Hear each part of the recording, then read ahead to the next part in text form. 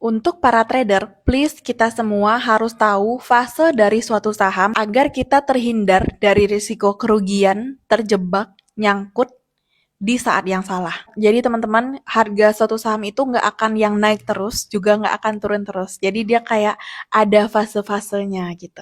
Siapa yang menggerakkan fase berulang ini? Ya, itu dia smart money. Pihak, individu, atau institusi yang punya uang cukup banyak untuk menggerakkan harga saham. Kita bahas yuk.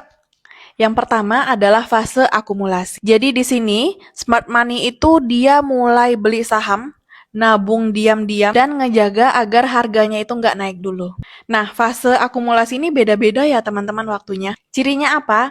Cirinya adalah saham itu seperti tidur, jadi sideways aja harganya, dan rentang sideways-nya itu kecil banget ya. Biasanya tuh 98, 99, atau 100 mungkin harga sahamnya, naik 101, turun lagi 99, turun lagi 98, turun 97, naik lagi sedikit 100, dan seterusnya. Next, selanjutnya setelah smart money itu ngerasa kalau ini nih barang di sahamnya ini udah cukup gitu ya. Dan tentunya pengen cuan dong si smart money-nya, jadilah dia mulai menggerakkan harga sahamnya. Harga mulai dinaikin alias masuk ke fase markup, dan di fase-fase inilah retail itu mulai ikut. Kenapa? Ya karena tertarik dengan harganya yang mulai bergerak naik. Nah lanjut, ketika harga dirasa udah cukup tinggi atau udah mencapai target dari titik take profitnya, si smart money ini pelan-pelan mulai jualan saham yang dia punya. Alias ini memasuki fase distribusi. Nah saham itu biasanya jutaan lembar ya teman-teman ya, yang udah dikumpulin dalam waktu yang lama itu mulai pelan-pelan didistribusikan ke retail. Nah disinilah kita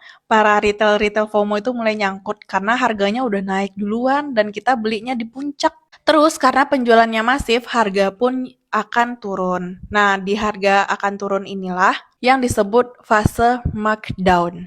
Nah, kalau misalnya orang-orang yang denial ya, yang menolak untuk cut loss, nah disinilah letak modalnya itu akan terkubur, teman-teman. Tapi kita nggak tahu apakah kenaikan selanjutnya di saham tersebut akan bisa membawa kita ke harga modal lagi atau enggak. Dan itu fasenya lama. Pelajarannya apa? Ya, sebelum masuk silahkan analisa dulu secara mandiri, secara mendalam, dengan hati-hati. Kalau misalnya udah bisa take profit, udah capai target, silakan take profit, jangan ditunda-tunda. Dan misalnya nih sialnya kita nyangkut di puncak gitu ya, di pucuk, harga jatuh itu please jangan denial dan langsung cut loss aja. Sekian, semoga banyak retail seperti kita yang terselamatkan. Salam cuan!